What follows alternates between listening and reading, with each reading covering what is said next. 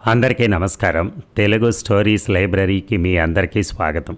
ఇప్పుడు మనం వినబోయే సీరియల్ తోడు ఆఖరి భాగంలోకి వెళ్దాం. రచన ఏ సుబ్బారావు గారు.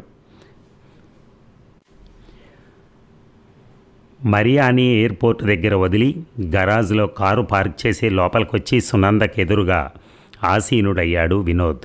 మమ్మీ, రేపు సాయంకాలం నా ఫ్లైట్. ప్రాజెక్టు పుణ్యవాణి ఏకబిగిన నీ చేతి వంట 20 రోజులు తిన్నాను. మరియా నీకు ప్రత్యేకంగా కృతజ్ఞతలు చెప్పమంది. ఒకసారి ఫోన్ చేసి నీకు కృతజ్ఞతలు చెప్తాను అంది. ఈవేళ ఉదయం నీకు ముఖస్థంగా చెప్పేదే కానీ ఆ సమయానికి ఇంట్లో లేవు. ఒక తెలియని వ్యక్తిని, అందులో ఒక ఆడపిల్లని వెంటబెట్టుకురావటం నీకు ఇష్టం ఉండదని తెలుసు. కానీ మరియా నాకు మంచి స్నేహితురాలు. ఒకే ఇంటిలో ఉంటున్నాం. ఆమె ఇక్కడికి ప్రాజెక్ట్ వర్క్ వస్తుంటే మేడ మీద 2 గదులు ఖాళీగా ఉన్నాయని తెలిసి కూడా ఆమెను ఎక్కడికో వెళ్ళి ఉండమనటం ఏమిటి అని ఆహ్వానించి ఇక్కడికి తీసుకొచ్చాను. మరియా నా పక్కనుంటే నాలో ఎక్కడ లేని ఉత్సాహం వస్తుంది. ఆమె నన్ను స్వీకరించాలని, ఆప్తుడిగా అంగీకరించాలని వాంఛిస్తాను. I like her very much అన్నాడు వినోద్. వినోద్ తనతో ఇలాంటి సంభాషణ చేస్తాడని ఊహించని సునంద ఆశ్చర్యంతో, మరియా కూడా నువ్వంటే ఆ విధంగా ఇష్టపడుతోందా? ఆ విషయం నీకేమైనా తెలుసునా? మీ ఇద్దరి మధ్య అలాంటి పరిచయాన్ని ఆమె కుటుంబీకులు అంగీకరిస్తారా అని అడిగింది సునంద. ఇప్పటి వరకు అలాగే కనిపిస్తోంది. మా క్యాంపస్లో 20,000 మంది స్టూడెంట్స్ చదువుకుంటున్నారు. క్యాంపస్లో ఉన్న వ్యక్తుల మధ్య పరిచయాలు సులభంగా పెరిగే అవకాశం ఉంది. క్లాసుల్లో కలిసినప్పుడు, కాఫీ హౌస్లో కాఫీ తాగేటప్పుడో, బాస్కెట్బాల్, బేస్బాల్ మ్యాచ్లు చూడటానికి వెళ్ళినప్పుడో అయిన పరిచయాలు త్వరితంగా పెరుగుతాయి. ఒకరి గురించి ఇంకొకరు తెలుసుకునే మార్గం ఉంది. ఏ ఇద్దరు వ్యక్తుల అభిరుచులు, ఇష్టాయిష్టాలు 100కి 100 పాళ్ళు కలవు. ఇప్పుడు నాతో సఖ్యంగా జోడుగా ఉన్న మరియాకు నాకన్నా ఇంకెక్కువ మంచి అభిరుచులు కలిగిన వ్యక్తి తారసపడచ్చు. మా ఇద్దరి కాలేజీ చదువు పూర్తవబోతోంది. ఇద్దరికీ ఎక్కడ ఎలాంటి ఉద్యోగాలు దొరుకుతాయో ఎవరు ఎప్పుడూ ఊహించలేం. నాకు న్యూయార్క్లో ఉద్యోగం వచ్చి మరియాకు కాలిఫోర్నియా రాష్ట్రంలో ఉద్యోగం వస్తే ఏమవుతుంది? అన్ని వేల మైళ్ళ దూరాన్ని అధిగమించే బంధం మా ఇద్దరి మధ్య ఉందా? అలాంటి సమస్యలు ఉత్పన్నమయ్యే ఆస్కారం ఉందని తెలిసి కూడా స్నేహాన్ని ఇంకో దశగా తీసుకెళ్లటం మా ఇద్దరికీ మంచి చేయదు. అది నాకు తెలుసు. బహుశా మరియాకు కూడా తెలిసే ఉంటుంది. రాబోయే 3-4 నెలల్లో ఈ ప్రశ్నలకు కొన్ని సమాధానాలు లభిస్తాయి. ఇద్దరికీ ఒకే చోట ఉద్యోగాలు వస్తే బాగుంటుంది అన్నాడు వినోద్. సునందకి ఏం మాట్లాడాలో తెలియటం లేదు. ఈ ఆడామగ అదుపు ఆజ్ఞ లేని స్నేహం సునందను కలవరపరుస్తోంది. వినోద్ మరియాల మధ్య స్నేహాన్ని తను కట్టడి చేయలేదు. వినోద్ మాటలు వింటుంటే ఆ బంధం ఇంకా పటిష్టమయ్యేలా ఉంది. మీ డాడీ 4 రోజుల్లో వస్తున్నారు. నీ ప్రయాణాన్ని వాయిదా వేసుకోకూడదు. ప్రతి వేసవి సెలవులకి చిత్ర ఇంటికొచ్చేది. ఈ సంవత్సరం స్నేహితురాలతో యూరోప్ చూడటానికి వెళ్తోంది. నీ ధోరణి చూస్తే ఇలా ఉంది. దాని పరిస్థితి ఏమిటో అదొక్కటే. ఇదొక దిక్కుమాలిన దేశం. ఫ్రీడమ్ అంటూ తెగారుస్తారు. తగలబడిపోవటానికి తప్ప ఎందుకీ విశృంఖలమైన ఫ్రీడమ్.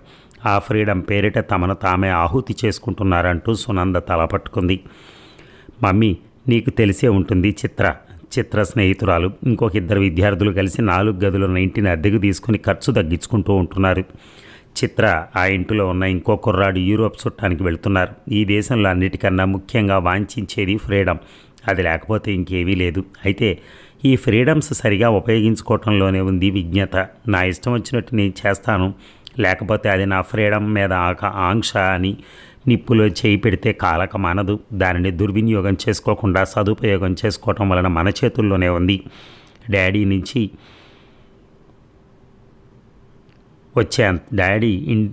ఇండియా నుంచి వచ్చేంతవరకు నేను ఇక్కడ ఉండటం వీలవ్వదు. విమాన ప్రయాణానికి నేను కొనుక్కున్న టిక్కెట్టు ప్రయాణం తేదీకి మార్పుకు అనుమతించదు. ఒక చిన్న పనుంది, ఇప్పుడే వస్తానంటూ వినోద్ కారు తాళాలు అందుకున్నాడు. 1 గంట గడిచిన వినోద్ జాడలేదు. ఇప్పుడే వస్తానని వెళ్ళిన వినోద్ ఇంకా రాలేదే, వాడికి ఏం అవ్వలేదు కదా అనుకుంటూ ఆలోచనలో పడింది సునంద. 24 ఏళ్ల వినోద్, 22 ఏళ్ల చిత్ర అమెరికాలో పుట్టి పెరిగి అమెరికన్ పద్ధతిలో ఆకలింపు చేసుకున్న వాళ్ళే. వాళ్ళు పుట్టాక గత 24 ఏళ్ల కాలంలో కేవలం 4-5 సార్లు మాత్రమే ఇండియా చుట్టపు చూపు కింద వెళ్ళి తిరిగి రావడంతో ఇండియాలో పాటించే పద్ధతులు, ప్రాముఖ్యత ఇచ్చే విలువల గురించి వాళ్ళకి చెప్పే అవకాశం రాలేదు. తెలుగు మాట్లాడటం తప్ప మాకు రాయటం రాదు. తెలుగు ఫంక్షన్స్కి వెళ్తే మేము తెల్లమొహం వేసి ఉక్కిరిబిక్కిరి అవుతామంటూ తెలుగు ఫంక్షన్స్కి వెళదామంటే విముఖత చూపించేవారు వినోద్, చిత్రలు. ఎప్పుడైనా ఇండియాలో ఉన్న బంధువుల గురించి, అక్కడ అలవాట్ల గురించి చెప్పబోతే, మమ్మీ మేము ఇక్కడ పుట్టి పెరిగాం, ఇక్కడే ఉండిపోయేవాళ్ళం, మాకు అక్కడ వేళ్ళు లేవు. నువ్వు అక్కడ నెలకొని ఉన్న పద్ధతుల గురించి చెప్తే మాకు సరిగా అర్థం అవ్వదు. అలాంటప్పుడు మేము వాటిని ఎలా పాటించగలం? నువ్వు అనవసరంగా హైరాణ పడి కాలాన్ని వృధా చేసుకుంటున్నావు అని పెరుగుతున్న వినోద్ చిత్రాలను చూస్తే ఒక్క క్షణం తరచూ వీళ్ళని ఇండియా తీసుకెళ్ళాలి, అక్కడున్న మంచి చూపించాలి అనిపించినా నలుగురు ఒకేసారి ఇండియా వెళ్ళి రావటానికి కనీసం $10,000 కావాలి. ఏది ఆ డబ్బు అనుకుని అది అమలుపరచలేకపోయారు తను, రంగనాథ్. మొక్కై వంగనది మానై వంగుతుందా అన్న నానుడిలాగా వినోద్ చిత్రాలు స్థానిక వాస్తవికత విలువల వైపు వంగారు. వినోద్ గడుపుతున్న కాలేజీ జీవితంలాగే చిత్ర జీవితం పరిగెడుతోందా? ఆమెకు ఒక బాయ్ ఫ్రెండ్ ఉన్నాడా? రేపో మాపో ఇతను నా బాయ్ ఫ్రెండ్ అంటూ చిత్ర ఎవరినో తీసుకొచ్చి పరిచయం చేస్తుందా? అదే జరిగితే తను సహించగలదా? సహించక తను ఏం చేయగలదు? చిత్ర కాళ్ళు చేతులు కట్టి ఇంటిలో బంధించలేదు కదా. నీ చదువుకు ఆర్థిక సహాయం చెయ్యమంటూ బ్లాక్మెయిల్ చేయలేరు. దానికి కారణం చిత్ర తన చదువుకి లోన్లు తీసుకుంటూ అదే ఖర్చు పెట్టుకుంటోంది. లాభం లేదు. చిత్రను కూడా కట్టడి చేసే ఆయుధం తన దగ్గర లేదు. ఒంటరిగా ఉన్న తనని ఈ ఆలోచనలు తెగ వేధిస్తున్నాయి. ఎదురుగా రంగనాథ్ ఉంటే ఈ విషయాలు పట్టించుకోవటం లేదని అతనిని దుయ్యబట్టేది. కానీ ఏడి రంగనాథ్ అనుకుంటుంటే టెలిఫోన్ మోగింది. ఆతృతగా టెలిఫోన్ రిసీవర్ని అందుకుంది సునంద. అమృతను మాట్లాడుతున్నాను. అనుకోకుండా మళ్ళీ జేమ్స్తో పరిచయం పెరిగింది. నేను అతనితో బయటికి వెళ్ళాను. రోజంతా బాగా గడిచింది. అతని చేయి చాపి స్నేహాన్ని పెంపొందించడానికి సిద్ధంగా ఉన్నాడు. నాకు అతని కంపెనీ ఆసక్తికరంగా ఉంది. జేమ్స్ రేపు శాండియాగో నగరానికి కారులో వెళ్తున్నాడు. నన్ను నాతో వస్తారా అని అడిగాడు. వెళ్ళడానికి నిశ్చయించుకున్నాను. శాండియాగోలో నా క్లాస్మేట్ సరిత ఉంది. ఆమెను కలుస్తాను. నేను తిరిగి రావటం ముఖ్యంగా జేమ్స్ ప్రోగ్రాం మీద ఆధారపడి ఉంటుంది అంటూ అమృత ఏదో ఇంకా చెప్తుంటే వినిపించుకోకుండా విసుగ్గా ఫోన్ని కింద ఉంచింది సునంద. ఇప్పుడే వస్తానని 2 గంటల క్రితం బయటికి వెళ్ళిన వినోద్ ఇంకా రాలేదే అనుకుంటూ రోడ్డు వైపు దృష్టి సారించింది సునంద. వినోద్ని తను చాలా గారాబంగా పెంచింది. ఎంత ఇబ్బందికరమైన అన్నీ వాడికి నచ్చేలా చేసింది. ఎవరైనా ఏమైనా వినోద్ గురించి వ్యాఖ్యానించిన చెత్త వాగిన తను విరుచుకు పడిపోయేది. అలా తను పెంచిన వినోద్ 4 రోజుల క్రితం తనకి మరియాకి మధ్య వాగ్వాదం రగిలితే ఏమీ మాట్లాడకుండా ఉండిపోయాడు. తనని ఏమాత్రం సమర్థించలేదు సరిగదా. మరియాని ఎయిర్పోర్టులో వదిలొచ్చాక ఆమె కనుసన్నల్లో ఉండటానికి తనెంత వాంఛిస్తున్నాడో స్పష్టంగా బాహాటంగా వ్యక్తపరిచాడు. అనుమానం లేదు, వినోద్ ఆమె పక్షమే. వినోద్ మీద కొండంత ఆశలు పెట్టుకున్న తనకి అది శరాఘాతమే. ఇహ చిత్ర అదెప్పుడు తను ఎడ్డెమంటే తెడ్డెం అనేది. తన మాటే ఖాతరు చేసేది కాదు. మొండి మనిషి. ఏమిటో ఈ పిల్లలు.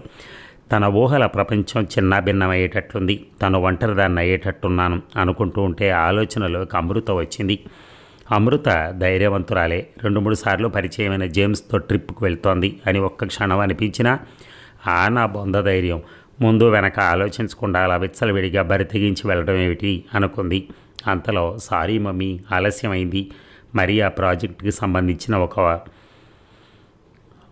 ఒక డాక్యుమెంట్ తీసుకురావడానికి వెళ్ళడంతో ఆలస్యమైంది అంటూ వినోదిని సోఫాలో సునందకెదురుగా చతికిలపడ్డాడు. కొడుకును చూసిన సునందలో అలజడి తగ్గినా మరియా గురించి పరిగెత్తాడని చెప్తుంటే మనసు కుదుట పట్టడానికి చాలా సమయం తీసుకుంది. ఇక వినోద్ని ఎయిర్పోర్ట్లో వదిలొచ్చి స్నానం చేసి టెలివిజన్ ముందర కూర్చుంది సునంద. వారంలో రికార్డైన పాత ప్రోగ్రాములు చూస్తుంటే అమెరికాలో నెలకొన్న నిజ జీవితానికి ఈ ప్రోగ్రాముల్లో చూపించే సన్నివేశాలకి ఎంత తేడా అని వాటిని గమనిస్తూ ఉంటే అంత డబ్బుంటే బాగుండు అని సదా అనుకునే సునందకి ఈవేళ ఎందుకో టీవీలో ఆ పెరాలను చూస్తుంటే చిరాకేసింది. వీళ్ళ రహస్య ప్రేమ కలాపాలు అన్నీ కల్పితాలే అని చీత్కరిస్తూ టెలివిజన్ కట్టేసింది సునంద. మరో నిమిషంలో ఇప్పుడేం చేయటం అన్న ప్రశ్న ముందర నిలిచి ఆషాఢమాసంలో మామిడి పళ్ళ మీద వాలి ఎంత విదిలించినా పారిపోని ఈగలాగా అదే ప్రశ్న తిరిగి మీద పడుతోంది. సాధారణంగా అందరూ ఆలోచించేలాగే ఇంటిని శుభ్రపరుద్దామా, లాన్కి నీళ్లు పెడదామా లాంటి పనులు చాలా మదిలో మెదిలినా అబ్బా అవన్నీ అవడి చేస్తాడు అనుకుంటూ సోఫాలో కాళ్ళు జాపుకుంది సునంద. శారీరక చురుకుతనం తగ్గడంతో సునంద మెదడు విజృంభించింది. రంగనాథ్ ఇండియా నుంచి తిరిగి రావడానికి ఇంకా 4 రోజుల వ్యవధి ఉంది. ఈ 4 రోజులు ఎలా గడుస్తాయి? గత 20 రోజులు వినోద్ మరియాలు ఉండటం వలన కలివిడిగా రోజులు చురుగ్గా వెళ్ళాయి. రోజులు వాళ్ళని మహా అయితే 3-4 గంటలు చూసేదేమో. అయితేనే సాయంకాలం అయ్యేసరికి వాళ్లతో డిన్నర్కి సిద్ధపడేది. పగలు వాళ్ల కోసం వంటలు చిరుతిళ్ళు తయారు చేయడంలో కొంత సమయం గడిచేది. వినోద్ మరియాల అన్యోన్య పరాచికాలు తనకిబ్బందికరంగా ఉన్నా విచిత్రంగా కనిపించేది. తను రంగనాథ్ ఎప్పుడు ఒంటరిగా ఉన్నప్పుడు కూడా అలా చిలిపిగా ఒక్కసారి ప్రవర్తించలేదు. రంగనాథ్ మంచి తండ్రి, కానీ రొమాంటిక్ మనిషి కాదు. వినోద్ మరియాల సంఘీభావం గమనిస్తే తన జీవితంలో ఆస్వాదించదగిన చాలా మధుర క్షణాలు కోల్పోయానేమో అనిపిస్తోంది. 25 ఏళ్ల వైవాహిక జీవనంలో తను వెనక్కి తిరిగి చూస్తే ఆనందించదగ్గ సన్నివేశాలు ఏమీ గుర్తుకు రావటం లేదు. ఇంటికి కావలసిన డాలర్లు సమకూర్చడం సరే, అయితే మానసికంగా స్పందించకుండా రాత్రి అయ్యేసరికి ఇద్దరూ కేవలం వేడి చల్లార్చుకోవటమేనా సహజీవనం అంటే? ఏమిటో ఈ మగాళ్ళు. రంగనాథ్ బ్యాంకులో పనిచేస్తాడు, ఖాతాదారులతో మృదుమధురంగా మాట్లాడతాడు, ఆఖరికి రోజుతో కూడా. మరి తనతో అలా ఉండడే? ఇంటిలో పడి ఉండే భార్య అంటే చులకన? రోజు ఎప్పుడూ రంగనాథుని తెగ పొగిడేది. ఏముంది రంగనాథులో అంత పొగట్టానికి? తనకు బాగా జ్ఞాపకం, తమ 5వ పెళ్లి వార్షికోత్సవం నాడు పూలు కూడా పట్టుకురాలేదు. రంగనాథ్తో తన జీవితంలో ఏం పంచుకుంది నా బొంద? గుర్తించకుండా తను జీవితం అంతా ఒంటరిగా నెట్టుకొచ్చింది. ఒక జంతువును పెంచినా ఇంటిలో నిశ్శబ్దం మాయమవుతుంది. ఇంటిలో ఇంకో మనిషి మసలినంత మాత్రాన ఒంటరితనం పటాపంచలవ్వదు. రంగనాథ్ ఇండియా నుంచి తిరిగి రావడానికి ఇంకా 4 రోజులుంది. 4 రోజులుగా ఒంటరిగా సతమతమవుతూ గడపాలి. సునంద ఆలోచనలో మళ్ళీ జేమ్స్ అమృతం మీదకి మళ్ళాయి. అమృత దగ్గర నుంచి ఫోన్ రాలేదే అనుకుంటూ ఉంటే టెలిఫోన్ మోగింది. నేను శాండియాగోలో నా క్లాస్మేట్ సరిత ఇంటి నుంచి మాట్లాడుతున్నాను. జేమ్స్ నన్ను ఇప్పుడే ఇక్కడ దిగవిడిచి వెళ్ళాడు. 2 రోజులు చాలా ఆహ్లాదంగా గడిచాయి. రేపు ఇక్కడ గడిపాక ఇంటికి రావటమో ఇంకెక్కడికైనా వెళ్ళటమో జేమ్స్తో చర్చించాకే తెలుస్తుంది. ఇద్దరము కలిసి ఒక నిర్ణయానికి వస్తాం. నువ్వెప్పుడైనా మొలకెత్తుతున్న చింతపిక్కను చూసావా? గాఢమైన బ్రౌన్ రంగును వదిలేస్తూ మెల్లగా ఉద్భవిస్తున్న అందమైన మొలకలాగా కొత్త తళతళలతో ఈ 2 రోజులు గడిచాయి. జేమ్స్తో స్నేహం, అతని కంపెనీ నేవళంగా వికసిస్తోంది. ఇదొక కొత్త రకమైన అనుభూతి. అదిగో సరిత పిలుస్తోంది. నేను నీకు మన ఊరు వచ్చాక ఫోన్ చేస్తాను అంటూ సునంద వేసే ప్రశ్నలకు తావివ్వకుండా సంభాషణను ముగించింది అమృత. సాయంకాలం 8 గంటలైంది. ఇల్లంతా నిశ్శబ్దం. చూడటానికి ఇష్టపడక టెలివిజన్ కట్టేసింది. యూరోప్లో ఉన్న చిత్రతో మాట్లాడదామన్నా వీలవదు. వినోద్ తన ఊరు చేరగానే మరియా కోసం పరిగెత్తుంటాడు. వాడి వ్యామోహం వాడిది. రంగనాథ్కి ఫోన్ చేసి ఇల్లు అమ్మకంలో పురోగమన విషయం అడగచ్చు. కానీ ఇప్పుడు రంగనాథ్ ఆఫీస్కి వెళ్ళే హడావిడిలో ఉంటాడు. అదిగాక ఈ మధ్య ఇంటి విషయంలో అతను అదిలించబోతే దురుసుగా మాట్లాడాడు. మరొకసారి హెచ్చరించడం వలన అతనికి అనవసరంగా పొడిచినట్లే అవుతుంది. కానీ ఇంకేమీ ఫలితం ఉండకపోవచ్చు. ఇప్పుడు ఏం చేయటం? ఏదైనా పుస్తకం తీసి చదువుదామా అనుకుంటూ ఉంటే ఇప్పుడు ఉపయోగిస్తున్న చెత్వారపు కళ్ళజోడికి పవర్ తగ్గడంతో అక్షరాలన్నీ అలికినట్టు కనిపిస్తాయి అన్నది జ్ఞాపకానికి వచ్చింది. దానికి తోడు 2 పేజీలు చదివేసరికి వాటిలో ఉన్న కొరుకుడు పడని ఇంగ్లీష్ పదాలు తనకు విసుగును కలిగిస్తాయి. లాభం లేదు. పుస్తకం చదవటం అవుట్ ఆఫ్ క్వశ్చన్. వినోద్ ఇల్లు చేరాడో లేదో ఒక్క నిమిషం ఫోన్లో వాకప్ చేద్దాం అనుకుని ఫోన్ అందుకుని వినోద్ నెంబర్ డైల్ చేసింది. నెంబర్ బిజీ అంటూ 4 సార్లు వచ్చేసరికి హతాసురాలై రిసీవర్ని విసురుగా క్రెడిల్ మీద ఉంచింది సునంద. అతలాకుతలమైన మనస్సును సంభాళించుకోలేక గొంతు కోసాక అడ్డదిడ్డంగా పరిగెత్తిన కోడిలాగా అటు ఇటు పచారులు చేసి అలిసిపోయి 2 నిద్రమాత్రలు వేసుకుని 9 గంటలకే పరుపు మీదకి చేరి దుప్పటి కప్పుకుంది సునంద. ఇక సునందతో మాట్లాడాక ఫోన్ కిందుంచుతుంటే అమృత ఎదురుగా సరిత నిలుచుంది. నువ్వు ఆలస్యంగా లేచేటప్పటికీ నేను ల్యాబ్లో పనిచేయడానికి వెళ్ళిపోతున్నాను. నువ్వు 2 రోజులు రాత్రిళ్ళు ఆలస్యంగా తిరిగి వచ్చావు. 2 రోజులు నువ్వు ఇక్కడ ఉన్నా నీతో మాట్లాడటం వీలవలేదు. ఎలా ఉన్నావు? ఏమిటి ఈ ట్రిప్పు కారణం అని అడిగింది సరిత. అమృత వెంటనే ఏదీ సమాధానం ఇవ్వలేదు. నిన్న ఎవరో అపరిచిత వ్యక్తి వదిలి వెళ్ళటం నాకు కంటబడింది. నేను వినకూడదనుకున్న నీ ఫోన్ సంభాషణలో కొన్ని వాక్యాలు నా చెవిన పడ్డాయి. నాతో సమవయస్కురాలివైన నిన్ను చూస్తుంటే పిసరంత ఆశ్చర్యం, కొండంత భయం కలుగుతున్నాయి. ఇది అమెరికా. నీ బ్రతుకు నీది. నిన్నెప్పుడూ పలకరించి ఏమీ అడగలేదు. అర్థమవని పరుగులు పెడుతూ ఎదురుగా కనిపిస్తున్న నిన్ను ఏమీ అడగకుండా ఎలా ఉండగలను అంది సరిత. మాటల కోసం తడుముకుంటూ గత 5-6 వారాల్లో తనలో రేకెత్తిన అలజడి, దానిని తాను ఏ విధంగా పరిష్కారం చేయడానికి సన్నద్ధురాలైందో వివరించింది అమృత. నీ పరిస్థితి నాకు కొంతమట్టుకే అర్థమైంది. తలనొప్పి తమకొస్తే కానీ ఇతరులకు ఎంత వివరించినా అర్థం అవ్వదు. నువ్వెనుకున్న మార్గం సరి అయినదా కాదా అన్న ప్రశ్న నిరర్ధకం, అప్రస్తుతం అంటూ నువ్వు ఇండియాలో ఉంటే ఎలా ఉండేదో అన్నది ఆలోచిస్తున్నాను. ఇక్కడిలాగే అక్కడ ఉన్న ప్రజలకు కూడా ఇతరుల గురించి పట్టించుకునే తీరుబడి లేదు. కానీ అక్కడ మన జీవన విధానంలో పండుగలు, పెళ్ళిళ్ళు, పేరంటాలు లాంటి వేడుకలు ఇతర సంబరాలు ఎక్కువ. స్నేహితుల ఇళ్లలో సత్యనారాయణ వ్రతం అనో భోగి పళ్ళు పోయటం అంటూ ఆర్భాటం చేసి ఆహ్వానించి ఆ కార్యక్రమాల్లో పాల్గొనమని పిలుస్తారు. వాటి మీద మనకు ప్రత్యేకమైన ఆసక్తి ఉన్నా లేకపోయినా అలాంటి వాటికి పిలుపులు వస్తాయి. చాలా సందర్భాల్లో అవన్నీ డాంబిక ప్రదర్శనలే కావచ్చు అని ప్రదర్శిస్తే చూసేందుకు మనుషులు కావాలేమో. కారణమేమైనా నువ్వు ముకుళించుకుపోయి నన్ను ముట్టుకోకే నామాల కాకి అంటూ సమాజాన్ని వదిలేయకపోతే సమాజం నిన్న ముగ్గులోకి లాగడానికి ప్రయత్నిస్తుంది. అయితే నువ్వు అక్కడ బంధుమిత్రుల సమాజంలో ఉంటేనే ఇది సాధ్యం. నీలాంటి వాళ్ళు చటక్కున అక్కడికి చేరితే వాళ్ళు నిన్ను అక్కున చేర్చుకోరు. అది పరమసత్యం అంది సరిత. ఆ దేశంలో నాకు తెలిసిన బంధువులు మిత్రులు ఎక్కడున్నారో కూడా నాకు తెలియదు అంది అమృత. రేపు ఉదయం నువ్వు బయలుదేరి వెళ్ళిపోతానని చెప్పావు. మళ్ళీ నీతో మాట్లాడతానో లేదో తెలియదు. నువ్వు జేమ్స్తో పరిచయాన్ని ఆచితూచి పెంచుతావని అనుకుంటున్నాను.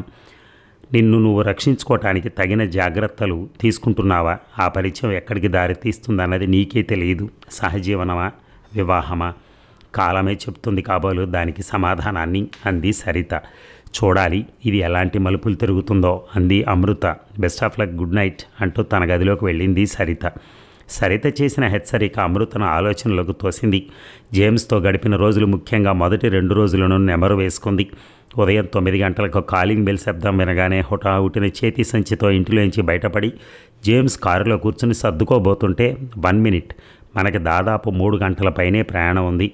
అంతసేపు నడుముకి సపోర్ట్ లేకుండా కూర్చోవటం ఇబ్బంది. అందుకే ఈ చిన్న తలగడ తెచ్చాను. దీనిని నడుము వెనకాతలుంచుకుంటే ప్రయాణం హాయిగా ఉంటుంది అంటూ ఒక చిన్న తలగడను జేమ్స్ అందించాడు. నాకు ఈ సీట్ బెల్ట్లో ఉన్న ట్రిక్ అర్థమైందంటూ హుషారుగా సీట్ బెల్ట్ లాగి సరి చేసుకుంది తను. గుడ్, ఐ నో, మీరు సాధిస్తారు అంటూ కారును రోడ్డు మీదకి మళ్లించాడు జేమ్స్. లాఘవంగా కార్లను అధిగమిస్తూ హైవే మీద పరిగెడుతున్న ఇతర కార్ల వేగానికి తగినట్టుగా లేన్స్ మారుస్తూ ఉంటే నడుము దగ్గర పెట్టుకున్న చిన్న తలగడని సరి చేసుకుని, నిజంగా ఈ తలగడ వలన నా నడుముకు హాయిగా ఉంది జేమ్స్, థ్యాంక్స్ అంది తను. My pleasure. ఇలాంటి చిన్న చిన్న చిట్కాల వలన ప్రయాణంలో బడలిక తెలియదు అన్నాడు జేమ్స్ నవ్వుతూ. జేమ్స్ తన గురించి ఆలోచించి శ్రద్ధ తీసుకుని ఆ తలగడ తెచ్చినందుకు తనకు ఆనందం కలిగింది. శాంతం పక్కకు తిరగకుండా జేమ్స్ వైపు దృష్టి సారించింది. చిరుగడ్డం, తెల్లపడుతున్న చెంపల వెంట్రుకలు, సూది ముక్కు చూస్తుంటే ఏమిటలా పరిశిగా చూస్తున్నారు అని అడిగాడు జేమ్స్. గతుక్కుమంది తను. ఏమీ మాట్లాడకుండా చిరునవ్వు నవ్వింది. 1 గంట ప్రయాణం చేశాక నేను బ్రేక్ఫాస్ట్ చేసే బయలుదేరాను. ఉదయం మీరేమైనా తిన్నారా అని అడిగాడు జేమ్స్ అడ్డంగా తల ఊపుతూ. అంత ఉదయమే నేనేమీ తినలేను అంది తను. ఇంకొక 5 నిమిషాల్లో ఒక రెస్ట్ ప్రదేశం రాబోతోంది. అక్కడ ఆగి ఏమైనా తినడానికి దొరుకుతుందేమో చూద్దాం అన్నాడు జేమ్స్. నిర్మానుష్యంగా ఉన్న ఈ ప్రదేశంలో ఏవి దొరకవంటూ తను నీరసపడుతూ ఉంటే కారును పార్క్ చేసి వెనక సీట్లో ఉన్న చేతి సంచి అందుకుని, ఇదిగో దీనిలో 2 క్రోసాంట్లు, 2 శాండ్విచ్లు ఉన్నాయి, ఈ ఫ్లాస్క్లో కాఫీ ఉంది అంటూ సంచి అందించి తనను మరోసారి ఆశ్చర్యపరిచాడు జేమ్స్. సంతోషంగా క్రోసాంట్ శాండ్విచ్లను తిని కాఫీ తాగడం ముగిస్తుంటే మరొక 90 నిమిషాల్లో శాండియాగో చేరతాం అన్నాడు చెత్తబుట్టలోకి గిరవాటేస్తూ. ఆకలి నుంచి తేరుకున్న తను కారులో కూర్చుంటూ, నా క్లాస్మేట్ ఒక ఆమె శాండియాగోలో ఉంది. ఆమెకు నేను శాండియాగో వస్తున్నానని ఫోన్ చేసి చెప్పాను. నన్ను తన ఇంటిలో ఉండమంది. పగలంతా మనం కలిసి ఎక్కడ తిరిగినా రాత్రి బస ఆమె ఇంట్లోనే. మీకేం అభ్యంతరం లేదు కదా అని అడిగింది తను. మీకేది బాగుంటుందో అదే చేయండి. ఎన్ని గంటలకు మీరు మీ స్నేహితురాలింటికి చేరుదాం అనుకుంటున్నారో చెప్పండి. వాళ్ళ అడ్రస్ ఇస్తే కారులో ఉన్న జీపీఎస్లోకి ఎక్కిస్తే మనం అక్కడికి సులభంగా చేరతాం అన్నాడు జేమ్స్. ఏమీ వ్యాఖ్యానం చేయకుండా తన ప్రతిపాదనకు విలువనిచ్చినందుకు మనస్సులోనే జేమ్స్కి కృతజ్ఞతలు చెప్పుకుంది. శాండియాగోలో సీవర్స్లోని డాల్ఫిన్స్ విన్యాసాలను చూసేటప్పుడు డాల్ఫిన్ దబ్బున నీటిలో పడితే చిప్పిల్లిన నీళ్లు తన మీద పడబోతుంటే అసంకల్పితంగా తను జేమ్స్ని ఆనుకుని అతనిని నీళ్ల చిందుడికి అడ్డుగా ఉంచుకుంది. చిరునవ్వు నవ్విన జేమ్స్ను చూస్తే తనకు సిగ్గు వేసింది. ఇక వెళ్దాం అంది తను 2 గంటలు గడిచాక. ఇంకా చాలా మంచి విన్యాసాలు ఉన్నాయని తన వైపు పరీక్షగా చూసి, అలాగే అంటూ లేచాడు జేమ్స్. 10 నిమిషాలు గడిచాక నడుం నొప్పి తీవ్రంగా ఉందా అని అడిగాడు. కొంచెం ఇబ్బంది అంతే అంది సగం నిజం చెప్తూ. 2వ రోజు శాండియాగో జూ చూశారు. చాలా బాగుంది, ముఖ్యంగా చైనీస్ పాండా అంది తను. 2 గంటల పాటు తిరిగాక అన్ని చోట్ల చొరవ తీసుకుని ముందర కురుకుతున్న జేమ్స్తో. అసలు మీ వయసు ఎంత? మీకేమీ శారీరక ఇబ్బందులు లేవా అని అడిగింది తను ఉండబట్టలేక. నేను చాలా కాలం స్క్వాష్ ఆడాను. దానిలో చాలా వ్యాయామం ఉంది. అందువలన నా శరీరం ఇంకా నేను చెప్పినట్టే వింటుంది. నాకు ఈ మధ్యనే ముణుకుల దగ్గర నొప్పి రావడం మొదలైంది. ఆర్థోపెడిక్ డాక్టర్ని సంప్రదించాను. అతిగా పరుగులు పెట్టి ఆటలు మానేవేయమన్నాడు. మేడ మెట్లు ఎక్కటం దిగటం తగ్గించమన్నాడు. స్క్వాష్ ఆడటం మానేసి అప్పుడప్పుడు జిమ్ముకు వెళ్తూ ఉంటాను. నా వయసు 62. శారీరకంగా నేను బాగానే ఉన్నా అప్పుడప్పుడు మైగ్రేన్ తలనొప్పి బాధిస్తోంది. అది ఎందుకు వస్తుందో డాక్టర్లు చెప్పలేకపోయారు అన్నాడు జేమ్స్. జేమ్స్ తన గురించి చెప్పిన మౌనంగా తను విందే గాని వ్యాఖ్యలేమీ చేయలేదు. మీ గురించి ఏం చెప్పలేదు. ఏది చెప్పినా చెప్పకపోయినా మీ వయసు చెప్పనవసరం లేదు అన్నాడు జేమ్స్ నవ్వుతూ. తనలో ఉన్న సందిగ్ధత పసిగట్టి, గతంలో కొత్తగా పరిచయం అయింది, అందుచేత మీతో నా ఆలోచనలు పంచుకోలేను అన్నారు. అది అప్పుడు. ఇప్పుడు మన పరిచయం వృద్ధి అయింది. నేనేమీ మిమ్మల్ని బలవంత పెట్టను. ఎప్పుడోకప్పుడు మీలో ఉన్న సంకోచం పోవాలి అన్నాడు జేమ్స్. మీరన్నది నిజమే, కానీ నా నోటంబట మాటలు త్వరగా బయటపడవు. నన్ను ఎవరైనా బలవంత పెడితే నేను ఇంకా బిగుసుకుపోతాను. నాకు కాస్త వ్యవధి కావాలి. బిలీవ్ మీ అంది తను. నేను మిమ్మల్ని పూర్తిగా నమ్ముతాను అన్నాడు జేమ్స్. ఏం చెప్పమంటారు? నాకు ఒంటరిగా బ్రతకడం అంటే చెప్పలేనంత భయం. ఒంటరితనం హడలెత్తించినంత నన్ను ఇంకేమీ భయపెట్టదు. అదేమి కర్మో కానీ ఒంటరిగా ఉన్నప్పుడు ఈ నడుం నొప్పి కూడా ఎక్కువ అవుతుంది అంటూ అతని వైపు చూసింది. అది ఒక మంచి ఆరంభం. నాతో ఇది పంచుకున్నందుకు థ్యాంక్స్ అన్నాడు జేమ్స్. తను తల ఊపింది. రేపొక కొత్త ప్రదేశానికి వెళ్దాం. మళ్ళీ శాండియాగోకి తిరిగి రాము. మీకు ఓపిక ఉంటే ఇష్టపడితే అక్కడి నుంచి తిరిగి ఇంటికి వచ్చే ముందర మరో చోటికి. నాకు సమ్మతమే. ఈ తిరగటంలో ఖర్చు అంతా మీరు భరించడం నన్ను చాలా ఇబ్బంది పెడుతోంది. ఖర్చు చెరిసగం అంటేనే వస్తాను. కాదు అంటే తిరిగి వెళ్ళిపోదాం అంది అమృత ఖండితంగా. సరే అన్నాడు జేమ్స్. జేమ్స్తో వెళ్ళడానికి నిశ్చయించుకుంది తను. అయినప్పటికీ సరిత మాటలు తనని కాస్త ఆలోచింపజేస్తున్నాయి. ఆచితూచి అడుగులు వేసుమా, అతనితో ఈ సాన్నిహిత్యం ఎలాంటిది, వివాహానికి దారితీస్తుందా అని అడిగింది సరిత. ఆమె అలా అడగటంలో ఆశ్చర్యం ఏం లేదు. తనను తప్పు పట్టలేదు. హెచ్చరించింది అంతే. జేమ్స్తో తనకి పరిచయం తక్కువే. అయినప్పటికీ అతనంటే ఇంతవరకు మంచి భావనే కలిగింది. కేవలం స్నేహం అన్న దశలో ఉన్నది. చిలువలు పలవలు చేసి ఇంకో రకమైన ఎత్తుకు వెళ్తుందా, వివాహానికి దారితీస్తుందా, వీటి గురించి తను తర్కించి ఏమవుతుందో, ఏం చేయాలి అంటూ ఆహ్లాదకరంగా గడుస్తున్న రోజుల్ని తను పాడు చేసుకోలేదు. రాబోయే 2-3 రోజుల్లో జేమ్స్తో హోటల్లో ఒకే గది పంచుకోవాల్సి వస్తుంది. జేమ్స్ తనంటే గౌరవం ప్రదర్శిస్తాడు. అందువలన తనేమీ భయపడాల్సిన అవసరం లేదు. నమ్మకం లేని స్నేహం విలువ పెన్నీ కన్నా తక్కువ అన్నారు వెనకటికెవరో. మొదట్లో జేమ్స్ తనకు దగ్గరగా వచ్చి మాట్లాడినప్పుడు ముకుళించుకుపోయేది. ఇప్పుడు ఆ బెరుకుతనం తగ్గింది. తను ఆచితూచి అడుగు వేస్తోంది. కానీ అడుగు వేయటానికి తనేమీ భయపడదు. ఇద్దరి మధ్య సాన్నిహిత్యం పెరుగుతుందనే నమ్ముతోంది తను. రాబోయే రోజులు ఎలా పరిణామం చెందుతాయో చూద్దాం అనుకుంటూ బట్టలు మార్చుకుని నిద్రకు ఉపక్రమించింది అమృత. ఇక మనం వెళ్ళిన క్యాసినో పేరేమిటి అని అడిగింది అమృత. పంచంగా క్యాసినో అని సమాధానం ఇచ్చాడు జేమ్స్. మీరు జూదంలో ఎంత పోగొట్టుకున్నారు?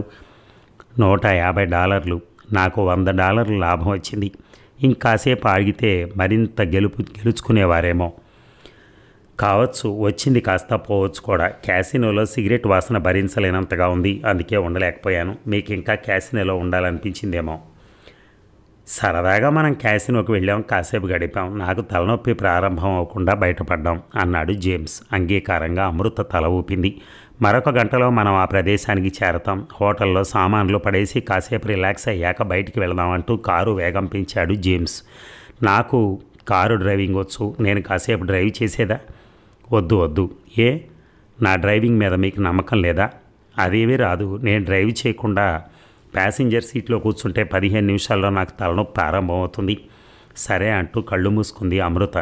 గతంలో తన డ్రైవింగ్ విషయంలో కామేశంతో జరిగిన సంభాషణ గుర్తుకొచ్చింది. హైవే మీద నువ్వు డ్రైవ్ చేస్తుంటే నీ వెనకాతల రోడ్డు మీద ఉన్న కార్ల డ్రైవర్లకి మతిపోతుంది.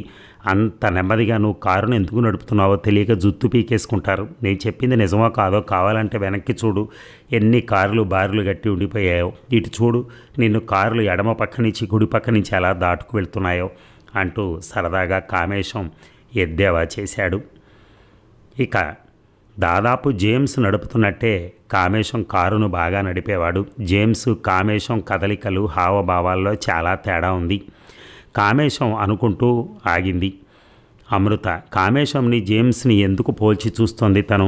కామేశం ఇప్పుడు లేడు. అతని గొప్పతనం కానీ చేతగానితనం గురించి కానీ తాను మదన పడవచ్చు. అయినా పొరపాటును కూడా అవి జేమ్స్తో ముచ్చటించదగినవి కావు. జేమ్స్కి తనను కామేశంతో తూకం వేయటం నచ్చకపోవచ్చు. అనవసరమైన చికాకులను కావాలని సృష్టించుకున్నట్టు అవుతుంది. ముందరి రోజు క్యాసినో నుంచి బయటపడ్డాక హోటల్లో జేమ్స్ గది అద్దెకి తీసుకుంటూ ఉంటే అరక్షణం తన గుండె ఎక్కువ వేగంగా కొట్టుకుంది. గదిలో వేరువేరుగా 2 పరుపులు కనపడగానే ఎందుకో ఆ అదురు తగ్గింది. జేమ్స్ తన మనస్థితిని ఊహించి అలాంటి గదిని కావాలని అడిగాడా? ఏమో ఈవేళ గది ఎలా ఉంటుందో అనుకుంటూ ఉంటే వచ్చేశాం అంటూ కారుని హోటల్ ముందర ఆపాడు జేమ్స్.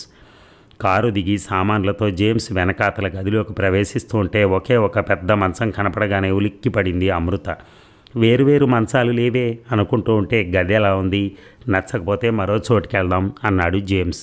బాగానే ఉంది అంది అమృత.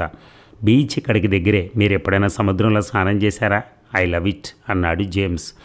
అడ్డంగా తల ఊపింది అమృత. మీరు ఒడ్డున కూర్చుని సముద్రంలో కెరటాలను చూస్తుంటే నేను ఒక మునక వేసొస్తానన్నాడు జేమ్స్. ఇద్దరు బీచ్ వైపు నడిచారు. సాయంకాలం దాదాపు 6 గంటలు కావస్తోంది.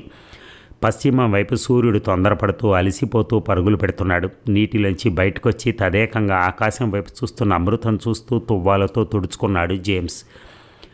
మా ఊరిలో చాలా చిన్నప్పుడు చింతపిక్కలు ఆడేవాళ్ళం. దాచిన చింతపిక్కల్ని డబ్బాలోంచి వంచితే చింతపిక్కలు చల్లా చెదురయ్యాయి. ఆకాశం మీద ఆ చిన్న చిన్న మేఘం ముద్దల మీద పరోక్షంగా సూర్యకిరణాలు పడుతూ ఉంటే అవి ఆ చింతపిక్కల్లా ఉన్నాయి అనిపిస్తుంది అంది అమృత. ఆశ్చర్యంగా అమృత వైపు చూసిన జేమ్స్ ముఖంలో ఉద్భవించిన చిరునవ్వు పూర్తిగా విస్తరించింది. నాకు చింతపిక్కల గురించి తెలియదు. మై గుడ్నెస్, మీలో మంచి భావుకత ఉందని మీకు తెలుసా? గ్రేట్ అంటూ ఆప్యాయంగా ఆరాధనాపూర్వకంగా అమృత చేయి నొక్కాడు జేమ్స్. థ్యాంక్ యూ అంటూ అదిమిన అతని చేయిని తట్టింది అమృత. చూడండి సూర్యుడు ఎలా సముద్రంలోకి మునిగిపోతున్నాడో. ఈ ప్రదేశాన్ని హాఫ్ మూన్ బే అంటారు. అర్ధచంద్రాకారంలో ఉంటుంది ఈ బీచ్. ఇక్కడ సూర్యాస్తమయం బాగా ఎత్తుకు ఎగిసే అలలు చూడటానికి చాలా బాగుంటాయని అంటారు. మిమ్మల్ని ఇక్కడికి తీసుకొచ్చినందుకు నాకు చాలా ఆనందంగా ఉంది అన్నాడు జేమ్స్. ఇక్కడికి వచ్చినందుకు నాకు అంతే ఆనందంగా ఉంది అంటూ విప్పారిన మొహాన్ని జేమ్స్ వైపు తిప్పింది అమృత. చీకటి పడ్డాక జేమ్స్ పక్కన నడుస్తూ హోటల్ వైపు తిరుగు ముఖం పట్టిన అమృత ఉదయం లేచాక సునందకు ఫోన్ చేసి నాతో జీవితంలో ప్రయాణం చేయడానికి ఒక వ్యక్తి లభించాడు అని చెప్పాలనుకుంది. ఇక రంగనాథ్ హైదరాబాద్ వచ్చి 2 వారాలు దాటాయి. వంట మనిషిని మాన్పించి తనే వండుతూ ఇంటిని విశాలాక్షి సమర్థంగా నడుపుతుందని రంగనాథ్కి విసిదమైంది. తరచూ తండ్రి విశాలాక్షి కబుర్లు చెప్పుకోవడం చూసినప్పుడు రంగనాథ్కి రవ్వంత ఈర్ష అనుమానం కలిగాయి. తన అమెరికా వెళ్లేలోగా తీరికగా తండ్రితో మాట్లాడటం వీలవుతుందా అనుకుంటున్న రంగనాథ్కి తండ్రి ఒకరోజు సాయంకాలం ఒంటరిగా కనిపించాడు. విశాలాక్షి జాడలేదు. తండ్రిని సమీపిస్తున్న రంగనాథన్ చూసి విశాలాక్షి బయటికి వెళ్ళింది. ఫ్రిడ్జ్లో డికాక్షన్ ఉంది, కాఫీ తాగుదామా అని అడిగాడు విశ్వనాథం. నేను కాఫీ కలుపుతాను నాన్న, నువ్వు అలా కూర్చో, కాఫీ చిటికలో కలుపుతానంటూ లేచి మరుగుతున్న పాలలో డికాక్షన్ వచ్చి వెంటనే కాఫీ కప్పుల్లో నింపి ఒకటి రంగనాథ్కి అందించాడు విశ్వనాథం. కాఫీ త్రాగుతూ తండ్రి వైపు పరిశీలనగా చూశాడు రంగనాథ్. ఉద్యోగం చేస్తున్నప్పుడు ఆఫీసులో నాకు కాలం తొందరగా గడిస్తే మీ అమ్మ నా గురించి నిరీక్షిస్తూ నాకు కావలసినవి అమర్చ ప్రయత్నిస్తూ పగలంతా గడిపేది. సాయంకాలం ఇంటికొచ్చాక ఏవో కొన్ని ముక్తసరి మాటలు పొడి పొడి సంభాషణలతో భోజనం కానిచ్చి కాసేపు టెలివిజన్ చూసేవాళ్ళం. రంగనాథ్ సునందలు ఎలా ఉన్నారో, శాన్ ఫ్రాన్సిస్కో దగ్గర భూకంపం వచ్చిందనో, కాలిఫోర్నియాలో మంటలు ఇళ్ళు తగలబడుతున్నాయి ఇందాక టెలివిజన్లో చూపించారు, మన వాళ్ళు ఎలా ఉన్నారో అనో, మీ అమ్మ ఆరాటపడినప్పుడు నాకు అంతే ఆరాటం ఉన్నా మేకపోతే గాంభీర్యం ప్రదర్శించి భూకంపం వచ్చిన ప్రదేశం వాళ్ళ ఊరికి చాలా దూరం అనో ఇంకోటో చెప్పి ఆమెను శాంతపరిచేవాణ్ణి. నీ గురించి ఆవిడ ఎంత భయపడేదో, తనేమీ చేయలేనని ఎంత బాధపడేదో. నేను రిటైర్ అయిపోయాను. వాళ్ళందరినీ ఈ మారు 4 రోజులు సెలవు పెట్టి రమ్మనండి. మీ 60వ పుట్టినరోజు వస్తోంది, వాడికి ఇష్టమైనవన్నీ చేస్తాను, వాడి కూతురికి పగడాలతో సెట్ చేయిస్తాను అని మీ అమ్మ అంటూ ఉంటే, అనసూయ ఇలా అది చేస్తానని ఇది చేస్తానని ప్లాన్లు వేయకు. మనలో చాలామంది రేపు గురించి, ఎల్లుండి గురించి, వచ్చే సంవత్సరం గురించి, ఆ వచ్చే సంవత్సరం గురించి అతిగా ఆలోచిస్తారు. బ్యాంకులలో డిపాజిట్ల కాలం మారుస్తారు. డిపాజిట్లు మెచ్యూర్ అయితే వాటిని ఏం చేయాలా అని ఆలోచిస్తారు. ఇళ్ళున్న వాళ్ళు కొందరు మేడ మీద 2 గదులు వేయిస్తున్నాను, అధునాతనంగా తయారు చేసి ఉంచుతాను. మా పిల్లలు అక్కడికి వచ్చినప్పుడు ఇబ్బంది కలగకుండా వాళ్ళు దాన్ని ఉపయోగిస్తారు అనటం నాకు తెలుసు. ఇలాంటివి ఎన్నో. నేను రేపటి గురించి ఆలోచించదలుచుకోలేదు. రేపు వచ్చినప్పుడు రేపులోనే ఉంటాను నేను అన్నాను. మీదంతా వితండవాదన, మెట్ట వేదాంతం. రేపు గురించి ఆలోచించకపోతే ఎలా అంటూ మీ అమ్మ పగలబడి నవ్వేది. కానీ క్రమేణా ఆమె దృక్పథంలో కూడా కాస్త మార్పు వచ్చిందనిపించింది నాకు. నువ్వు ఇండియా వచ్చి మాతో గడుపుతావని మేము ఊహించలేదు. నువ్వు వచ్చావని ఆమె ఎంత సంబరపడిపోయిందో. నువ్వు అమెరికా తిరిగి వెళ్ళకముందరే ఆమె చనిపోవటం కూడా ఒక విధంగా మంచిదైంది. లేకపోతే మనకున్నది వాడొక్కడేగా అని తపన పడే మీ అమ్మ బాగా బెంగ పెట్టుకుని డీలా పడేది. రేపు గురించి ఆలోచన అనవసరం అన్న ఆలోచనలో ఉన్న నేను నువ్వు ఇండియా రావటాన్ని, నువ్వు తిరిగి వెళ్ళటాన్ని నేను సమంగా తీసుకున్నాను. తెలియని రేపు గురించి ఎందుకు అతిగా హైరాణ పడిపోవటం అంటూ ఆగాడు విశ్వనాథం. నువ్వు చాలా కొత్తగా ఉన్నావు నాన్న, మీలో ఇంత మార్పా? అవును, ఈ మధ్య నా ఈ ఆలోచనలు పటిష్టమయ్యాయి. మెట్లు దిగుతూ తూలి కింద పడబోతుంటే నాకు ఆసరా ఇచ్చి నేను కింద పడకుండా ఆపారు. ఆ రోజు ప్రత్యేకమైన రోజు అంది విశాలాక్షి. నాకు అలాగే అనిపించింది. ఆ రోజు నుంచి నా అలవాట్లలో కొన్ని మార్పులు వచ్చాయి. ఉదయం పూట నడకకి ఇష్టపడని విశాలాక్షి నా గురించి మార్నింగ్ వాక్ వస్తోంది. నాకు సంగీత కచేరీలంటే ఆసక్తి లేదు. అవంటే ఇష్టం చేసుకునే విశాలాక్షితో కచేరీలకు వెళ్తాను. విశాలాక్షి ఇద్దరికీ నచ్చే కూరలు చేస్తుంది, లేదా ఇద్దరికీ నచ్చే చెరొక కూర చేస్తుంది. ఇలాంటివి ఎన్ని ఒకరి ఇష్టాలు ఇంకొకరికి తెలియటంతో ఎదుటి వ్యక్తి ధోరణికే ఎక్కువ విలువివ్వటం మాకు అతి తక్కువ రోజుల్లోనే అలవాటైంది. ఇవన్నీ చర్చించుకుని ప్లాన్లు వేసి ఒక నిర్ణయానికి వచ్చినవి కావు. ఆటోమేటిక్గా వచ్చేవి. పేపర్లలో క్రాస్ వర్డ్ పజిల్స్ చూసే ఉంటావు. నిలువు గడిలో వాడిన పదాల అక్షరాలు అడ్డంగా ఉన్న గడిలో వాడిన అక్షరాలు సరిగ్గా కుదిరినప్పుడే పజిల్ సవ్యంగా పూర్తవుతుంది. జీవితం కూడా ఒక పజిలే రంగనాథ్ అన్నాడు విశ్వనాథం. కాలింగ్ బెల్ మోత రంగనాథ్ విశ్వనాథం మధ్య నడుస్తున్న సంభాషణను ఆపింది. రంగనాథ్ లేచి తలుపు వైపు వెళ్ళబోతుంటే నాకు తెలుసు ఎవరు తలుపు కొట్టారో. కాంట్రాక్టర్ మనిషి వస్తాడు, కవర్లో పెట్టిన డబ్బిచ్చేయండి అంటూ విశాలాక్షి కవర్ ఇచ్చింది. అతనే అయి ఉంటాడు అంటూ తలుపు తెరిచి చూసి అతనికి కవర్ అందించాడు విశ్వనాథం. కాఫీ బాగా కుదిరింది నాన్న, కడిగిన ఖాళీ కప్పును టేబుల్ మీద ఉంచుతూ అన్నాడు రంగనాథ్. ఇంటికి మరమ్మతులు చేస్తున్నావు, చాలా ఖర్చు పెడుతున్నావు నాన్న. ఎందుకు నాన్న ఈ అనవసరపు ఖర్చు? ఈ ఇల్లు అమ్మేయటమో లేక ఉన్నది ఉన్నట్టు అద్దెకిచ్చేయటమో చేద్దాం. నెలకు 40,000 రూపాయలు అద్దె వస్తుంది. ఈ ఇంటి కోసం చాలామంది ఎగబడతారు. నువ్వు నాతో వచ్చేద్దు కానీ అన్నాడు రంగనాథ్. ఇంటి మరమ్మతులకి దాదాపు 2 లక్షల రూపాయలు ఖర్చు అవుతుంది. ఇది ఎక్కువ ఖర్చే అని నాకు అనిపించింది. కానీ నా చేతిలోంచి కేవలం 25,000 మాత్రమే పడ్డాయి. మిగతా ఖర్చు అంతా విశాలాక్షిదే. నాకు తోట అంటే చాలా ఇష్టం. కానీ మన వయసులో తోటలో ఎక్కువ సమయం పనిచేయటం సాధ్యం కాదు. అందుకే ఆటోమేటిక్ స్ప్రింక్లర్స్ పెట్టించాను. మనకు తరచుగా విద్యుత్ సరఫరాకి అంతరాయం కలుగుతుంది. ఆ సమస్యకు పరిష్కారంగా డాబా మీద సోలార్ ప్యానల్స్, ఇన్వర్టరు పెట్టించాను. అన్ని కిటికీల తలుపులకు మెష్లు పెట్టించాను. నా దగ్గర డబ్బుంది. ఉన్న పాత ఎయిర్ కండిషనర్ సరిగా పనిచేయకపోవడంతో కొత్తది అమర్చాను. ఈ మార్పుల వలన నాకు కూడా ఈవేళ రోజులు ఇబ్బందులు లేకుండా గడుస్తాయి. స్వంత అవసరాలకి సౌఖ్యాలకి ఉపయోగపడిన డబ్బు రేపు ఎంత ఉంటే మాత్రం ఎందుకు? చనిపోయేటప్పుడు మనం ఏమీ తీసుకెళ్ళలేం కదా అంటూ దీని విషయమై చర్చకు వచ్చినప్పుడు వాదించిందోయ్. ఆలోచిస్తే ఆ వాదనలో ఉన్న బలం తెలియవచ్చింది. సరే అన్నాను. విశాలాక్షి ఎంత సంబరపడింది అనుకుంటున్నావు? డబ్బు మదుపు పెట్టడం, కాంట్రాక్టర్ చేత సరిగ్గా పనిచేయించడం అంతా విశాలాక్షి చేస్తోంది. ఇక నాకు అభ్యంతరం ఎందుకుంటుంది? ఏమంటావు అని అడిగాడు విశ్వనాథం. రంగనాథ్ గొంతుకలో పచ్చి వెలక్కాయ పడ్డట్టయింది. విశాలాక్షి ఆలోచనల్లో వెలితి ఏమీ కనిపించడం లేదు. అయినా ఆశ చావక అది సరే అనుకుందాం నాన్న, కానీ ఎన్నాళ్ళెలా చివరికి ఏమవుతుంది అని గొణిగాడు రంగనాథ్. నీ సందేహం, దాని వెనక దాగున్న భయం అర్థమైందోయ్. రేపటి గురించి ప్లాన్ అనవసరం అనుకుంటున్నా. నన్ను బలవంత పెట్టిందోయ్. ఆమె మాటకు విలువిచ్చి ఆమె సలహా ప్రకారం ఈ మధ్య వీలు రాశాను. నువ్వు సునంద కంగారు పడాల్సిన అవసరం లేదు. నా తర్వాత ఈ ఇల్లు, బ్యాంకులో ఉన్న డిపాజిట్లు, అకౌంట్లో ఉన్న డబ్బు అన్నీ నీకే చెందుతాయి. ఆ వీలు మా నక్కలు నీకిద్దామని తీసుంచాను. విశాలాక్షికి దాదాపు నాకు వచ్చినంతే పెన్షన్ వస్తుంది. విజయనగర్ కాలనీలో ఆమెకు ఉన్న ఇంటి నుంచి అద్దె వస్తుంది. అమెరికాలో ఉన్న ఆమె కూతురికి తల్లి ఆస్తి ఏమీ అక్కర్లేదట. విశాలాక్షికి చెప్పుకోదగ్గ ఖర్చులు కూడా ఏమీ లేవు అన్నాడు విశ్వనాథం. నాన్న, అన్ని ప్రశ్నలకు నీ దగ్గర సమాధానాలుంటాయి. అయితే నీ పద్ధతి ఈ దేశంలో నిర్వాజులకు వ్యతిరేకంగా లేదా అన్నాడు రంగనాథ్. తెలుగులో ఎద్దుపుండు కాకికి నొప్ప అన్న ఒక సామెత ఉంది. మన పాత రివాజుల్లో నాలాంటి వాళ్ళు కొడుకులు మన వాళ్ళ మధ్య గౌరవంగా జీవితాలను వెళ్ళదీసేవారు. ఇప్పుడు అలా నడుస్తోందా? అన్ని కుటుంబాల్లో కాకపోవచ్చు కానీ చాలా కుటుంబాలను చూస్తే మా పిల్లలు అమెరికాలో ఇంగ్లాండ్లో మంచి హోదాలో ఉన్నారు, గొప్ప పదవులు అలంకరించారని బయటకు గర్వంగా చెప్పుకునే లోపల బాధతో కుళ్ళుకుపోతూ ఒంటరితనంతో ఏడ్చేవాళ్లే పిల్లల్ని పెద్ద చేయటం మానవ ధర్మం.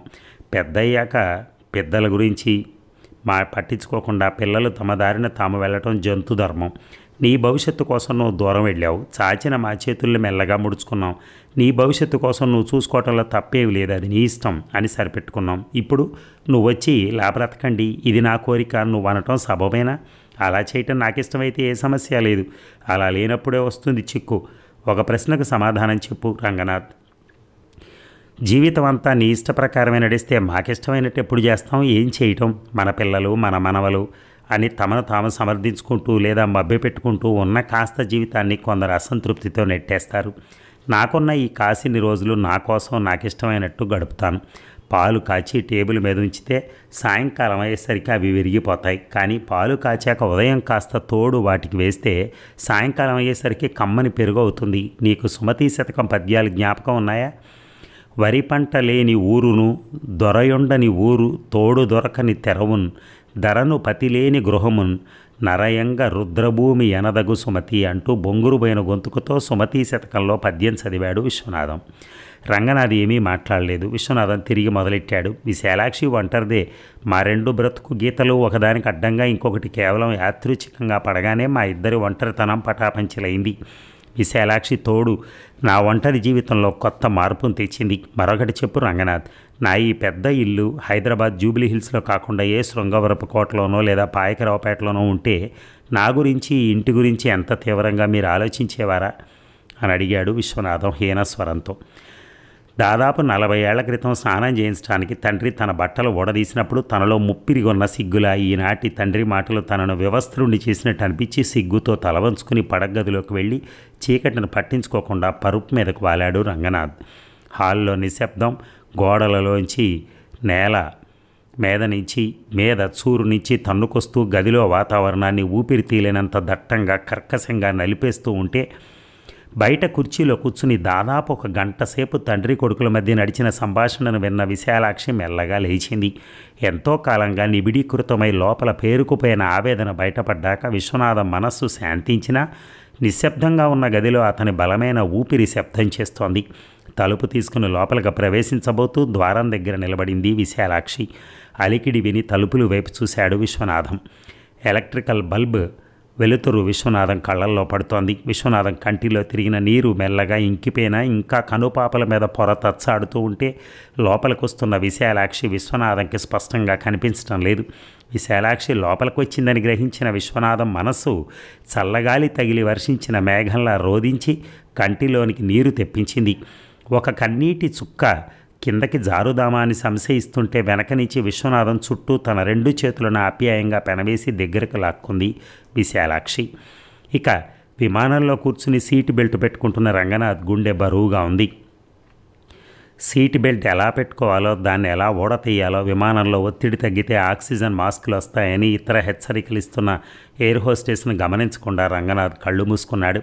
ట్యాక్సీలో వెళతాను ఎయిర్పోర్ట్కి, మీకెందుకు శ్రమ అని తను వారిస్తున్నా వినకుండా తండ్రి విశాలాక్షి ఎయిర్పోర్ట్కి వచ్చి తన సూట్ కేసుని చెక్ చేసేంతవరకు ఆగారు. ఆ తంతు పూర్తయ్యేసరికి రాత్రి 12 గంటలైంది. విజిటర్స్ ప్రాంగణంలో నిల్చున్న తండ్రిని విశాలాక్షిని చూసి చెయ్యి ఊపుతూ వాళ్ళ దగ్గరకు వచ్చారు తను. ఇక మీరు ఇంటికి వెళ్ళండి నాన్న, ఇప్పటికే చాలా ఆలస్యమైంది, మీరు త్వరగా నడకకి లేస్తారు కదా, నిద్ర సరిపోదు అన్నాడు. నువ్వు సెక్యూరిటీ లోనికి వెళ్ళగానే మేము వెళ్ళిపోతాం అన్నాడు తండ్రి. ఒక రకమైన గాడిలో పడి నా బాధ్యత విస్మరించి నీ గురించి ఆలోచించినందుకు నన్ను క్షమించు నాన్న అంటూ సూటిగా తండ్రి కళ్ళల్లోకి చూడకుండా వెనుతిరుగుతున్న కొడుకు చేతిని తండ్రి ఆప్యాయంగా నొక్కి వదిలాడు. తండ్రి కళ్ళల్లో నీళ్లు చిట్లి ఉంటాయని తనకు తెలుసు. అది చూసే మనస్థైర్యం లేక వడివడిగా అడుగులు వేసి సెక్యూరిటీ ద్వారం దగ్గర మలుపు తిరగబోతూ వెనక్కి తిరిగి చూశాడు రంగనాథ్. తండ్రి విశాలాక్షి చేయి ఊపుతుంటే తను చేయి ఊపి సెక్యూరిటీ ద్వారంలోకి అడుగుపెట్టాడు. అది జరిగి 1.5 గంటైనా గొంతు ఇంకా పూర్తి స్వాధీనంలోకి రాలేదు. నోరు అంతా పొడిగా ఉంది. శక్తి సామర్థ్యం తగ్గిపోతున్న నిబ్బరంగా రోజులు వెళ్లదీస్తున్న తండ్రి, నిశ్చలంగా ఉన్న విశాలాక్షి ఒకరికొకరు ఆసరాగా నిలవటం ఎంత అదృష్టం. జన్మనిచ్చి పెంచి పెద్ద చేసి మధ్య వయసులో నేల మీద బోర్లా పడబోతూ ఉంటే చేయి అందించి ఆదుకున్న తండ్రికి తనేమీ చేయలేదు, ఇది ఎంతో దారుణం అని మదనపడుతున్న రంగనాథ్ని కుదిపి స్పెషల్ మీట్ ఫర్ రంగనాథ్ అంటూ ట్రే అందివ్వబోయింది air hostess. Thank you madam, కానీ నాకు ఆకలిగా లేదు అంటూ రంగనాథ్ తన ఆలోచనల నుంచి తెప్పరిల్లాడు. ఇక శాన్ ఫ్రాన్సిస్కో విమానాశ్రయం నుంచి రంగనాథ్ సునందల ఇంటికొచ్చి ఒక గంట గడిచింది. రంగనాథ్ కారు నడుపుతున్నప్పుడు ఇల్లు చేరిన తర్వాత హైదరాబాద్ విషయాలు చర్చించకుండా సూట్ కేసులు తెరిచి ఆఫీస్ కాగితాలు బయటికి తీసి వాటిని సర్దాడు. రంగనాథ్ మొహంలో ఉదాసీనత, గాంభీర్యం కొట్టొచ్చినట్టు ఉండడంతో సునందకు సంభాషణ ఎలా మొదలెట్టాలో తెలియటం లేదు. స్నానం చేసి వస్తానంటూ రంగనాథ్ బాత్రూమ్ వైపు కదలబోతూ ఉంటే నిగ్రహించుకోలేక అసలు విషయం ముందు చెప్పాక స్నానానికి వెళుదురు కానీ ఇల్లు అమ్మకం ఏమైంది అని అడిగింది సునంద. ఆ ఇల్లు మా నాన్నది, దానిని ఏం చేయాలో తను ఎలా జీవించాలో ఆయనే నిశ్చయించుకుంటారు. ఆ ఇల్లు ఆయనది కాదని ఎవరంటున్నారు? కానీ ఆయన కొడుకైన మీకు దాని మీద హక్కు ఉంది కదా. అది ఆయన స్వంత అర్జితం, దాని మీద న్యాయపరంగా నాకు ఏ విధమైనటువంటి హక్కు లేదు. మీకు మతిగాని చెలించిందా? మనకు ఆ ఇంటి మీద హక్కు లేకపోవటం ఏమిటి? విమానంలో బాగా తాగొచ్చారా ఏమిటి? మన పెళ్ళై దాదాపు 25 ఏళ్ళయింది. కారణాలు ఏవైనా పెళ్ళైన దగ్గర నుంచి నువ్వు చేసిన దాన్ని గుడ్డిగా సమర్థిస్తూ వచ్చాను. ఇది సరైందా కాదా అని తర్కించుకోకుండా పొరపాట్లు చేశాను. మీ వాలకం చూస్తుంటే ఇల్లు అమ్మను అన్న మీ నాన్న మాటకు గంగిరెద్దులా తల ఊపొచ్చారు. అంతేనా? మనకు వస్తుందనుకున్న డబ్బు రాదు, మనం ఈ బీద బ్రతుకులు బ్రతకవలసిందే. మనది కాని ఇంటిని అమ్ముకుని ఆ డబ్బును కబ్జా చేద్దాం అనుకుంటున్నావు, చేసుకుందాం అనుకున్నావు. అది జరగదు. ఆ ఇల్లు అమ్మేద్దామంటూ నసపెట్టి ఆశ పురుగును నా మెదడులోకి ప్రవేశపెట్టావు. జీవితం అంతా తండ్రిని విస్మరించిన నాకు నా తండ్రి కట్టించుకున్న ఇంటి మీద న్యాయపరంగా కానీ నైతికంగా కానీ పెసరంత కూడా హక్కు లేదు. మన బాధ్యత మనం నిర్వహించకుండా హక్కుల గురించి మాట్లాడతావెందుకు? ఆయనంటే నిర్లిప్తంగా ఉదాసీనంగా ప్రవర్తించిన నిన్ను సమర్థించిన నన్ను నా తండ్రి క్షమించగలడేమో కానీ నన్ను నేను క్షమించుకోలేను. యాదృచ్ఛికంగా ఆయనకు ఒక మంచి తోడు దొరికింది. ఇక మీదట ఎప్పుడూ ఆయనంటే కపట ఆసక్తి ప్రదర్శించడం కానీ ఇంటి గురించి ప్రస్తావించడం కానీ చేయకు అంటూ విసురుగా స్నానాల గదిలోకి వెళ్ళిపోయాడు రంగనాథ్. కట్టుకున్న పేక ముక్కల సౌధం కూలిపోగా అక్కడికక్కడే సోఫాలో కూలబడింది సునంద. ఇక కొడుకు అదండి ఈ కథ ఇంతటితో సమాప్తం. Thank you very much. ధన్యవాదాలు. మీ అందరి సపోర్ట్కి నేను మీకు ఎంతో రుణపడి ఉంటాను. Thank you.